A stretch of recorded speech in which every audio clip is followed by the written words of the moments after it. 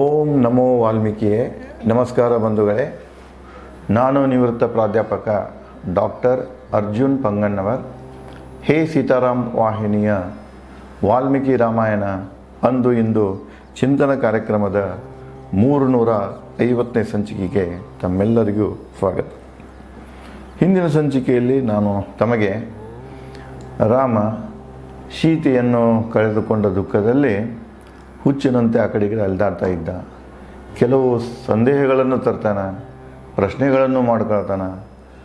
ಬರ್ಬೋದು ಸೀತೆ ಅಂತ ಮನಸ್ಸಿಗೆ ಸಮಾಧಾನವನ್ನು ಮಾಡ್ಕೊಳ್ತಾ ಇರ್ತಾನೆ.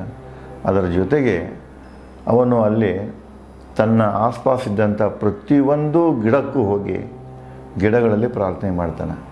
ಇಲ್ಲಿ ಗಿಡಗಳಲ್ಲಿ ಸೀತೆ ಬಂದಿದ್ದಳೆ ಅಂತ ಕೇಳೋ ಕಾಲಕ್ಕೆ ಆ ಗಿಡಗಳ ಸೌಂದರ್ಯ ಅಷ್ಟೇ ಸೀತೆಯು ಸುಂದರವಾಗಿದ್ದಳು. ಸೀತೆಯ ಸಂಪಿಗೆ ಅಂದರೆ ಸೀತೆಯ ಮುಖ, ಬಣ್ಣ, ಹೊಂಬಣ್ಣ ಇಂಥವೆಲ್ಲ ಅಲ್ಲೇ ಕವಿ ಏನು ಮಾಡ್ತಾನಂದ್ರೆ ರಾಮನ ಮೂಲಕ ಇಲ್ಲಿ ದುಃಖದಲ್ಲಿಯೂ ಕೂಡ ಅವನು ತನ್ನ ಸೀತೆಯ ಒಂದು ಸೌಂದರ್ಯವನ್ನು ಗಿಡಮರಗಳಿಗೆ ಹೇಳ್ತಾ ನನ್ನ ಸೀತೆ ನಿಮ್ಮಲ್ಲಿ ಬಂದಿದ್ದಳ ಅಂತ ಕೇಳ್ತಾ ಇರ್ತಾನೆ. ಅದೇ ರೀತಿಯಾಗಿ ಪ್ರಾಣಿಗಳ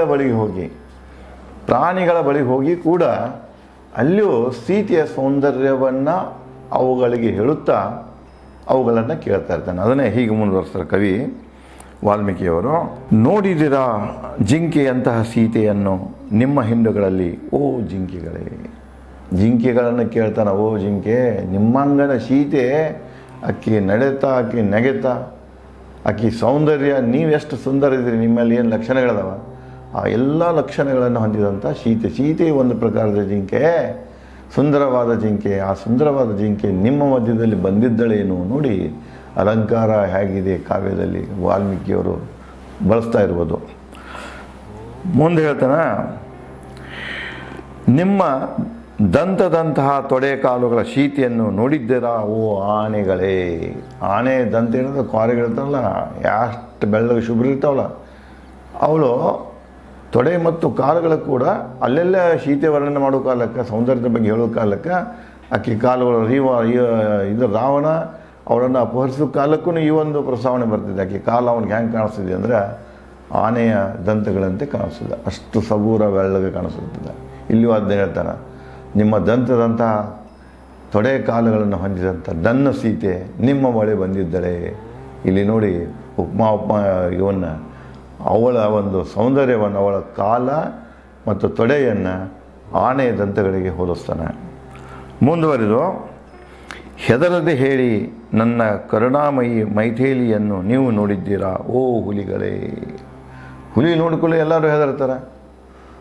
ಇಲ್ಲಿ ಅದನ್ನು ಹೇಗೆ ಹೇಳ್ತಾನೆ ನೋಡು ಕವಿ, ಹುಲಿಗೆ ಕೇಳ್ತಾನೆ, ಹೆದರದೆ ಹೇಳಿ ನನ್ನ ಸೀತೆ ನಿಮ್ಮ ಬಳಿ ಬಂದಿದ್ದಳೆ ಅಂದರೆ ನಿಮ್ಮನ್ನು ನೋಡಿ ಎಲ್ಲರ ಹೆದರಿ ಓಡಿಲೇನ, ನೀವು ಹೆದರದೆ ಹೇಳಿ. ನಿಮ್ಮನ್ನು ನೋಡೋಕ್ಕೆ ಅಂದರೆ ಹೆದರಿ ಆ ಕಡೆ ಹೋಗಿಡಂದ್ರೆ ಅದು ನಿಸ್ಸಂಕೋಚವಾಗಿ ನೀವು ಹೆದರದೆ ನನಗೆ ಹೇಳಿ ಅಂತ ಹೇಳ್ತಾನೆ.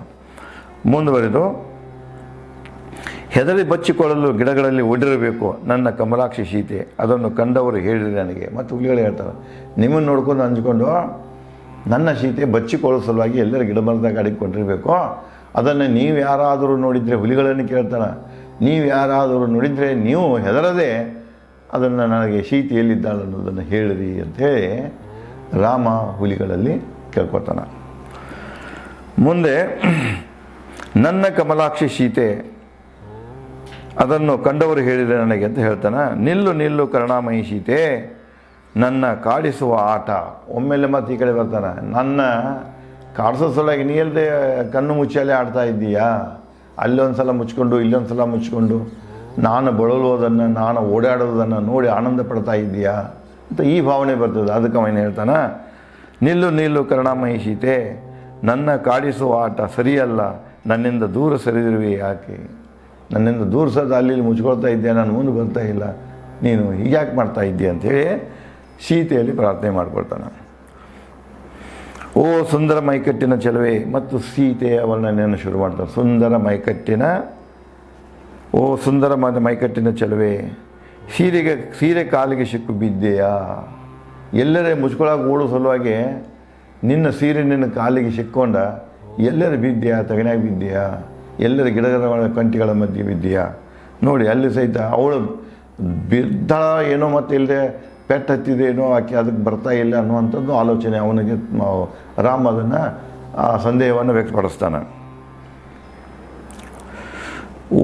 ಓಡಬೇಡ, ನನ್ನ ನೋಡಿ ಓಡಕ್ಕೆ ಹೋಗಬೇಡ, ಕಣ್ಮುಚ್ಚಲೆ ಆಡಕ್ಕೆ ಹೋಗಬೇಡ, ನನ್ನಲ್ಲಿ ವಿಶ್ವಾಸವಿದ್ದರೆ ತಡೆ, ನನ್ನ ಮ್ಯಾಗ ವಿಶ್ವಾಸ ನಿಲ್ಲು. ಮಂದಸ್ಮಿತ ಸೀತೆ ಇಷ್ಟರಲ್ಲಿಯೇ ಬರುತ್ತಿದ್ದಳು ನನ್ನ ಬಳಿ. ಮತ್ತೊಂದು ಸಲ ಮನಸ್ಸಿನಾಗ ಹೋಗ್ತಾನೆ, ಇಷ್ಟೆಲ್ಲ ಇದು ಮಾಡ್ತಾ ಇದ್ದೇನೆ, ಬಳಲ್ತಾ ಇದ್ದೇನೆ, ತೊಡ್ಕೊಳ್ತಾ ಇದ್ದೇನೆ, ಒದರ್ತಾ ಇದ್ದೇನೆ, ಕೂಗ್ತಾ ಇದ್ದೇನೆ, ಸೀತೆ ಇದ್ದಿದ್ರೆ ಇವತ್ತಿಗೆ ಓಡಿ ಬರ್ತಿದ್ದಳು, ನನ್ನ ಈ ಬಳಲಿಕೆಯನ್ನು ನೋಡ್ತಿದ್ದಿಲ್ಲ ಅಂಥೇಳಿ ಸಮಾಧಾನ ಮಾಡ್ಕೊತಾನೆ. ಸೀತೆ ಕೊಲೆಯಾಗಿರಬೇಕು ಅಂತ ಕೇಳೋದು, ಒಂದು ಸಂದೇಹ ಮಾಡ್ತಾನೆ. ಇಷ್ಟೊತ್ತಿಗೆ ಆಗಿದ್ರೆ ಸೀತೆ ನನ್ನ ಕಡೆ ಬರ್ತಿದ್ದಳು, ಆಕೆನ ಯಾರಾದರೂ ಕೊಲೆ ಮಾಡಿರಬೇಕು, ಸೀತೆ ಕೊಲೆಯಾಗಿರಬೇಕು ನನ್ನ ಮನ ಹೇಳುತ್ತಿದೆ. ಮನಸ್ಸು ಹಿಂಗೆ ನೋಡ್ಬೇಕಾದ್ರೆ ಆಕೆ ಬರ್ತಾ ಇಲ್ಲ ಅಂದ್ರೆ ಆಕೆದು ಕೊಲೆ ಆಗಿರಬೇಕಂತ ನನ್ನ ಮನಸ್ಸು ಹೇಳ್ತಾ ಇದೆ. ರಾಕ್ಷಸರು ಯುವ ಸೀತೆಯ ಕೋಮಲ ದೇಹವನ್ನು ಭಕ್ಷಿಸಿರಬೇಕು ನನ್ನ ಅನುಪಸ್ಥಿತಿಯಲ್ಲಿ. ನಾ ಇಲ್ಲಿ ಇಲ್ಲದಾಗ ನನ್ನ ಸೀತೆಯ ಕೋಮಲ ಶರೀರವನ್ನು ರಾಕ್ಷಸರು ಬಂದು ಭಕ್ಷಿಸಿರಬೇಕು ಸಂದೇಹ ವ್ಯಕ್ತಪಡಿಸ್ತಾನೆ. ಓ ಲಕ್ಷ್ಮಣ, ನನ್ನ ಕೋಮಲ ಸೀತೆಯನ್ನು ನೋಡಿದ್ದೀಯಾ? ಮತ್ತು ಹುಚ್ಚರಿಗೆ ತಮ್ಮನ ಕೇಳ್ತಾನೆ, ತಮ್ಮ ಲಕ್ಷ್ಮಣ, ನನ್ನ ಕೋಮಲ ಸೀತೆಯನ್ನು ನೀನು ನೋಡಿದ್ದೀಯಾ ಅಂತ ಕೇಳ್ತಾನೆ. ನೊಂದ ರಾಮ ಸೀತೆ ವಿರಹದಲ್ಲಿ ಹಲುಬಿದ್ದನು ದಿಕ್ಕೆಟ್ಟು. ಸೀತೆ ಇಲ್ಲದಕ್ಕಾಗಿ ರಾಮ ಪರಿಪರಿಯಾಗಿ ಅಳಲಿಕ್ಕೆ ಶುರು ಮಾಡ್ತಾನೆ, ಬೇಡ್ಕೊಳ್ಳಿಕ್ಕೆ ಶುರು ಮಾಡ್ತಾನೆ, ಕೂಗಲಿಕ್ಕೆ ಶುರು ಮಾಡ್ತಾನೆ. ಅವನಿಗೆ ದಿಕ್ಕ ತಪ್ಪಿಟ್ಟಿರ್ತದೆ, ದಿಕ್ಕೆಟ್ಟ ಒಂದು ವ್ಯಕ್ತಿಗತೆ ಆಗಿರ್ತಾನೆ. ಅಸ್ತವ್ಯಸ್ತ ಗುಡಿಸಲು ಕಾಣದ ಸೀತೆ ದೃಶ್ಯದಿಂದ ನೊಂದ ರಾಮ ಲಕ್ಷ್ಮಣನಿಗೆ ನುಡಿದ. ಅಂಥ ಒಂದು ಮಾನಸಿಕ ಸ್ಥಿತಿಯಲ್ಲಿಯೇ ರಾಮ ಲಕ್ಷ್ಮಣನಿಗೆ ಹೇಳ್ತಾನೆ, ಓ ಲಕ್ಷ್ಮಣ, ವೈದೇಹಿ ಹೋಗಿರಬಹುದು, ಯಾವ ದೇಶ ಇಲ್ಲವೇ ಸ್ಥಳಕ್ಕೆ.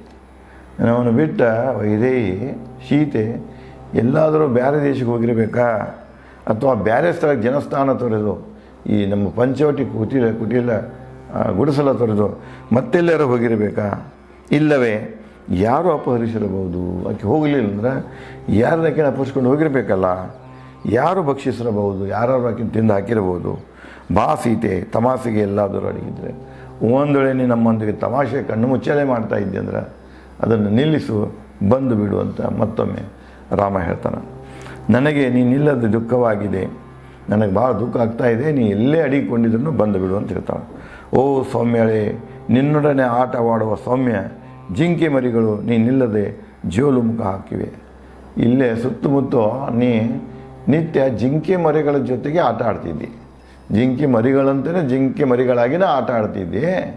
ಇವತ್ತು ಆ ಜಿಂಕೆ ಮರಿಗಳು ನೀನು ಇಲ್ಲದಕ್ಕಾಗಿ ಆಟ ಆಡುವುದನ್ನು ಬಿಟ್ಟು ಜೋಲು ಮುಖ ಹಾಕ್ಕೊಂಡು, ನೀ ಇಲ್ಲದಕ್ಕಾಗಿ ಜೋಲು ಮುಖ ಹಾಕ್ಕೊಂಡು ನಿಂತಿವೆ ಹೇಳ್ತಾನೆ. ಓ ಸುಮಿತ್ರೆಯ, ಬದುಕಲಾರೆ ನಾ ಸೀತೆ ಇಲ್ಲದೆ. ಮತ್ತು ಲಕ್ಷ್ಮಣಿಗೆ ಹೇಳ್ತಾನೆ, ಲಕ್ಷ್ಮಣ, ಸೀತೆ ಇಲ್ಲದೆ ನಾ ಬದುಕಲಿಕ್ಕೆ ಸಾಧ್ಯ ಇಲ್ಲ. ಸೀತೆ ಹರಣ ವಾರ್ತೆ ಹೇಗೆ ಹೇಳಲಿ ಸಂಬಂಧಿಕರಿಗೆ? ಒಂದು ವೇಳೆ ಸೀತೆ ಹರಣ ಆಗಿದ್ದಳದ, ಅಪಹರಣ ಆಗಿತ್ತಂದ್ರೆ ಆಗಿದ್ದ, ಈ ವಾರ್ತೆ ನನ್ನ ಸಂಬಂಧಿಕರಿಗೆ ಹಂಗೆ ಹೇಳಿ ನಾನು ವನವಾಸದಿಂದ ಮರಳುವಾಗ ಸೀತೆಯೊಂದಿಗೆ ಮರಳುವ ಮಾತು ಕೊಟ್ಟಿದ್ದೆ, ತಂದೆಗೆ ಮಾತು ಹುಸಿಯಾಯಿತೆ. ಬರೋ ಮುಂದೆ ನಮ್ಮಪ್ಪ ಹೇಳಿದ್ದೆ, ನಾನು ಕರ್ಕೊಂಡು ಹೋಗ್ತಾನು ಇಬ್ಬರು ಲಕ್ಷ್ಮಣ ಮತ್ತು ಸೀತೆಯನ್ನು ಸುರಕ್ಷಿತವಾಗಿ ಮತ್ತು ಅಯೋಧ್ಯೆಗೆ ಕರ್ಕೊಂಡು ಬರ್ತೇನೆ ಅಂಥೇಳಿ ನಾನು ವಚನ ಕೊಟ್ಟಿದ್ದೆ.